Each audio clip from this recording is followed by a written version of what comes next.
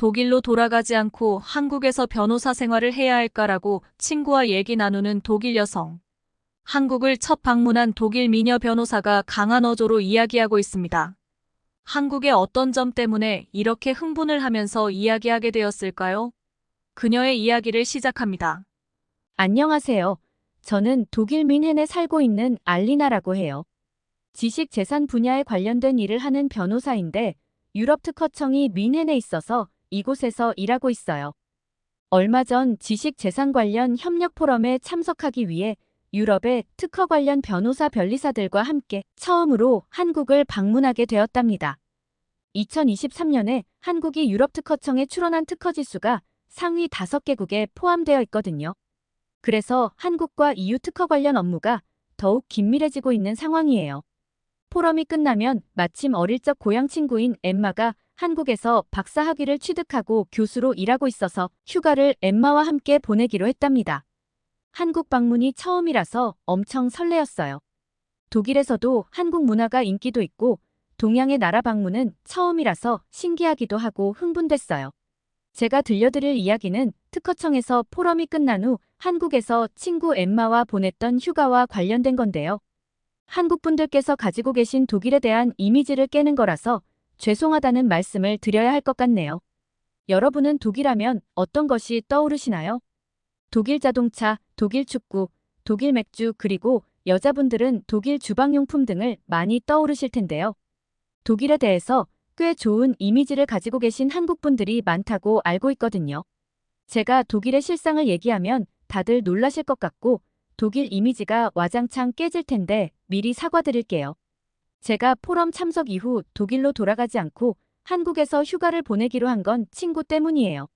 제 친한 친구 엠마가 한국에서 박사 학위까지 끝내고 대학 교수로 임용이 되어 한국에서 지내고 있는데 오랜만에 친구와 함께 시간을 보내고 싶었거든요.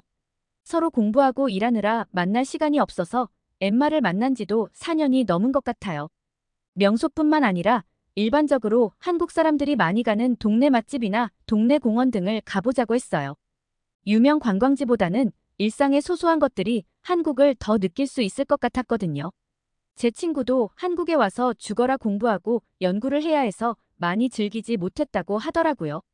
그래서 우리 둘은 한국 사람들의 일상을 들여다본다는 것이 무척 설레이고 굉장히 두근거렸답니다. 저는 호텔을 잡지 않고 엠마의 서울집에서 머무르며 서울 관광을 하기로 했는데요. 친구의 서울집에서 보낸 첫날부터 말문이 막혔습니다. 한국에 대해서는 뉴스나 SNS 등을 통해 어느 정도 알고 있다고 생각했거든요. 처음으로 한국 여행을 하게 돼서 가보고 싶은 맛집과 명소들을 찾아보고 한국 여행을 해본 독일인들의 후기를 엄청 많이 봐서 이미 한국을 가본 것처럼 느껴졌어요.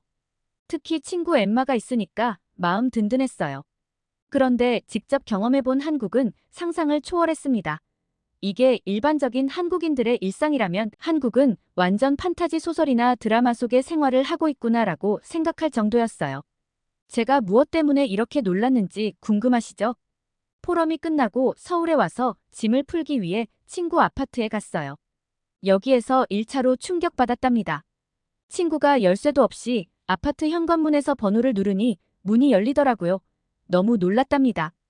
왜냐하면 독일에서는 열쇠를 사용하거든요. 만약 열쇠를 잃어버리면 열쇠 한 개에 6만 원도 넘습니다. 그리고 밤 시간이나 주말일 경우에는 열쇠 수리공을 부르면 몇십만 원은 훌쩍 넘어요.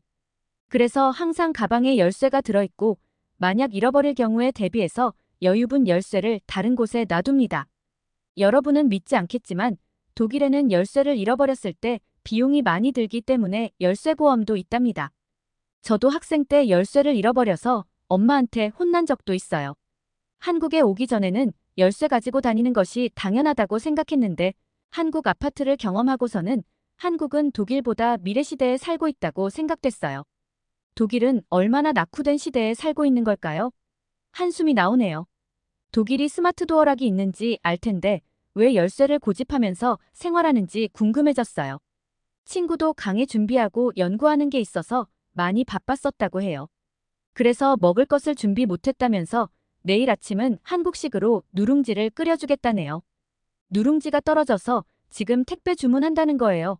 그러면서 제게 놀라운 것을 보여주겠다며 웃는 거예요. 지금 시간이 밤 8시인데 이 시간에 택배를 주문하면 내일 아침에 집 앞에 택배가 놓여 있을 거라는 거예요.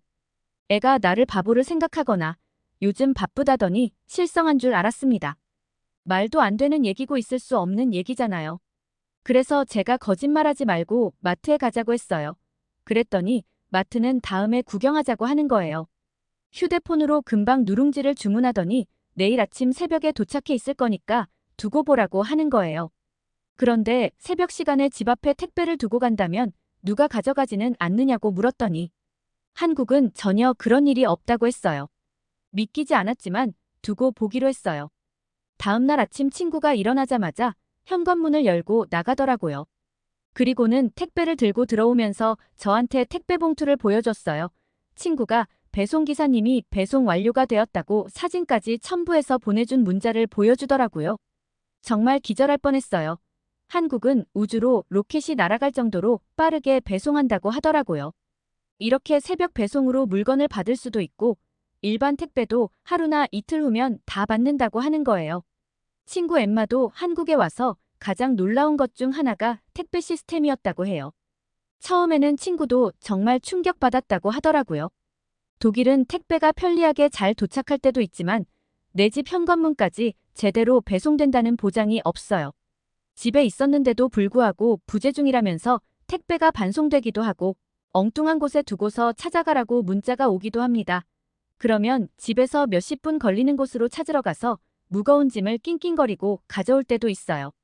독일은 현관문 앞에 택배를 두면 도둑 맞는 일이 많기 때문에 대면 전달이 원칙이에요. 그래서 택배를 받기 위해서는 반드시 집을 지키고 있거나 이웃에게 부탁해야 해요. 지난번에는 조그만 가구를 샀는데 택배 배송은 안 오고 문자가 왔어요.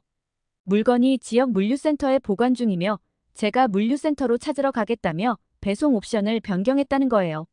내가 무거운 짐을 찾으러 가겠다고 했겠어요? 이런 터무니없는 황당한 일도 있답니다. 택배기사님 이름이나 연락처는 알 수가 없어요. 개인정보 때문이라는데 따질 수도 없어 화가 날 때가 있어요. 개인정보도 너무 중요하죠. 제대로 배송만 잘 된다면 기사님 연락처 따위는 필요 없죠. 그런데 한국은 밤 늦게 주문한 것이 다음날 새벽에 집 앞에 도착해 있다니 세상에나 독일에서는 꿈도 못 꿀 일이에요. 또한 택배를 도둑 맞는 일이 없다는 것도 정말 충격적입니다. 머리를 한 대 얻어맞은 기분이에요. 택배 때문에 한국에서 2차로 충격을 받았습니다. 그런데 1차 충격은 스마트 도어락, 2차는 택배 시스템. 그런데 이것은 시작에 불과했습니다. 엠마가 방학 때 뮌헨에 왔을 때 서울에서는 밤 11시 12시에도 돌아다닐 수 있고 그때까지 가게가 오픈하는 곳도 있다는 소리에 거짓말 말라고 했었어요. 그리고 흘려들었었죠. 이번 여행 전에 한국에 대한 정보를 찾아봤었는데 뭐든 빠르고 안전하다는 후기들이 많이 있더라고요. 한국은 밤에도 환한 대낮같이 아무 거리낌 없이 안전하게 다닐 수 있다는 글도 아주 많았어요. 그 글에 한국에 갔다 온 사람들은 100% 공감한다면서 환상적이라고 하더라고요. 독일 뮌헨은 11월부터 다음해 4월까지는 오후 4시가 되면 어두워지기 시작하거든요. 눈비도 많이 내리고 햇볕 있는 날이 별로 없어서 특히 겨울에는 우울해져요. 가게도 일찍 문을 닫고 가로등도 적어서 어두워요. 그래서 여자 혼자 밤에 걸어다니는 일은 거의 없어요. 아주 위험하죠. 알코올 중독자나 마약 중독자들도 많아서 큰일이 날 수 있거든요. 독일 공중화장실 조명이 공포스러운 파란색인 이유를 아시나요? 그것은 마약 중독자들이 파란 조명 때문에 주사기 사용을 줄이기 위해서 고안된 방법이에요. 파란 조명 아래에서는 정맥을 찾기 어려워 주사기를 사용할 수 없기 때문이죠. 그만큼 밤거리는 위험해요. 저녁에 친구와 동네 맛집에 가서 삼겹살을 먹으면서 과식을 했어요. 그랬더니 친구가 소화도 시킬 겸 근처 공원을 가서 산책하자는 것 아니겠어요? 단칼에 거절했어요.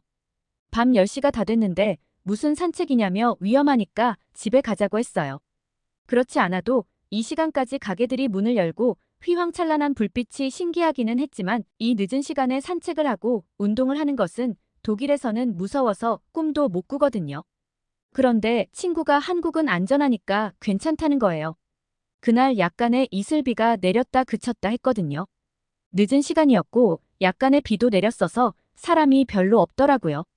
평상시 때는 걷고 달리는 사람들이 많다고 하더라고요. 저는 눈앞에 펼쳐진 광경을 보고 할 말을 잊었습니다. 아파트 단지 뒤쪽으로 천변이 있었고 가로등이 많이 설치되어 있어서 사람들이 아주 평온한 표정으로 강아지 산책을 시키거나 운동을 하고 있었죠. 주변에 마약 중독자나 알코올 중독자 그리고 노숙자 같은 사람은 전혀 찾아볼 수 없었습니다. 대한 정보를 찾아볼 때 한국이 안전한 나라이고 밤에 돌아다녀도 된다는 이야기는 많이 봤지만 그건 유명 관광지에 한정된 일인 줄 알았어요. 이렇게 일반 시민들이 살고 있는 평범한 동네도 치안이 좋을 줄은 상상도 못했어요. 그래도 독일은 유럽 국가 중에서 치안이 나쁜 편이 아니거든요. 유럽 중에서는 독일이 치안이 좋은 곳이라고 생각해서 나름 자부심이 있었는데 한국과 비교하니 비교 대상 자체가 될 수 없을 정도네요. 저는 안전한 공원에서 친구와 걸으면서 한국의 밤 공기를 즐겼는데요. 밤에 이렇게 평화롭다는 것이 도무지 적응이 안 되더라고요. 건물의 불빛이 강물에 비친 모습이 너무 예쁜 거예요. 도심에 숨겨진 보물 같은 공원과 산책로예요. 강 건너 반대편으로 가는 곳곳에 벤치가 있었고 어르신과 장애인을 위해 곳곳에 엘리베이터가 설치되어 있었어요. 이렇게까지 시민 편의를 위해 공공시설을 해놓는다는 게 감동스러울 뿐이었답니다. 거리 구석구석에 편리한 것이 참 많았어요. 자전거 도로, 농구장 그리고 어마어마한 규모의 도시농장까지 갖춰져 있더라고요. 아직은 쌀쌀해서 작물이 심어져 있지 않았지만 좀 있으면 본격적으로 주말 농장을 신청한 사람들이 채소를 기른다고 했어요. 어떻게 보면 쓸모없이 놔둘 수 있는 땅인데도 그것을 도심 사람들의 정서를 위해 주말 농장까지 한다는 게 감탄스러울 뿐이에요. 걸어가면서 또 충격받았던 것이 어디에도 휴지 조각 하나 없었어요. 낮에는 비도 안 와서 사람들이 많이 이용했을 텐데 어쩌면 이렇게 깨끗할 수 있는지 기가 막혔습니다. 바람도 불어서 휴지 조각 하나라도 날라왔을 텐데 음식을 흘려도 주워 먹어도 될 정도로 깨끗하더라고요. 더욱 미스테리하다고 느낀 것은 어디에도 휴지통은 보이지 않았어요. 그런데 어떻게 이렇게 깨끗할 수가 있죠? 누가 설명 좀 해주세요. 이게 3차 충격이었습니다. 독일에서 쓰레기를 치우는 비용이 연간 8억 유로, 한국 돈으로 1조 1,160억 원이나 됩니다. 사람들이 공원에 쓰레기를 버리는 문제 때문에 TV에서 토론 프로그램을 방영도 할 정도였어요. 신기한 것은 독일은 곳곳에 쓰레기통이 많이 있는데도 왜 더러운 것일까요? 한국은 쓰레기통이 보이지 않는데도 왜 깨끗할까요? 아직도 이해가 되지 않습니다. 친구가 화장실에 가고 싶다고 해서 내려갔어요. 그런데 도로에 화장실이 덩그러니 있었어요. 그것도 무료로 사용하는 거예요. 아까 산책할 때도 화장실을 3군데나 봤었거든요. 신기하다고 생각했어요. 저는 화장실에 들어가서 경악하고 말았답니다. 공중 화장실인데 너무너무 깨끗한 거예요. 길거리에 공중 화장실이 있는 것도 충격이었는데 솔직히 말하면 우리 집 화장실보다 더 깨끗한 거예요. 화장실 바로 옆에 버스 정류장이 있었고 버스 승객들이나 산책을 나온 사람들을 위해 길거리에도 화장실이 있다는 거예요. 독일에는 공중 화장실이 거의 없고 있다고 해도 사용하려면 돈을 지불해야 해요. 그런데 문제는 돈을 지불하면서 사용하는 곳인데도 청결하지 못해요. 진짜 급한 것 아니면 이용하고 싶지 않을 만큼요. 정말 한국 공중 화장실 최고예요. 어느 곳에서나 사람들이 필요한 위치에 공중 화장실이 있고 또 너무 깨끗하게 되어 있어서 한국에서 4차 충격을 받았습니다. 이렇게 늦은 시간까지 아무렇지 않게 돌아다닐 수 있는 나라. 한국인들의 평온한 일상과 깨끗함을 엿보니 독일 생활은 너무 불편하고 위험하구나라고 느꼈어요. 여태 못 느끼고 살았는데 말입니다. 그리고 회색빛 우중충한 독일로 돌아가야 한다고 생각하니 좀 우울해졌어요. 남은 기간이라도 어떤 나라에서도 볼 수 없는 안전하고 빛나는 도시, 서울을 좀 더 즐기다 돌아가야겠어요. 한국의 치안 수준을 익히 들었지만 실제로 본 한국 모습에 정말 감탄스러울 뿐입니다. 일주일가량 친구와 함께 둘러본 서울은 몹시 흥미롭고 재미있었습니다. 저는 외국법 자문사, 즉 독일 변호사로 한국에서 활동할 수 있는데 한국으로 와야 할까요? 햇볕이 없고 너무 일찍 해가 지는 11월부터 4월까지는 한국에서 살고 싶기도 하네요. 독일이 좋은 점도 많은데 이번 한국 여행하면서 몇 차례 충격을 받았지만 이래저래 한국이 부럽다는 생각이 많이 들었답니다. 자주 놀러 와야겠어요. 진심으로 궁금한 것은 공원에 쓰레기통이 없는데도 한국은 왜 깨끗할까요? 너무 궁금해요. 오늘은 독일 변호사의 한국 체험기였는데요. 어떠셨나요? 우리가 평범하게 누리는 일상이 독일 변호사 알리나 씨한테는 부러움의 대상이었네요. 여러분, 쓰레기통이 없는 공원이 왜 깨끗한지 알리나 씨의 궁금증을 댓글로 남겨주세요. 이상 세상만사였습니다. 구독, 좋아요, 알림 설정은 영상 제작에 큰 힘이 됩니다. 감사합니다.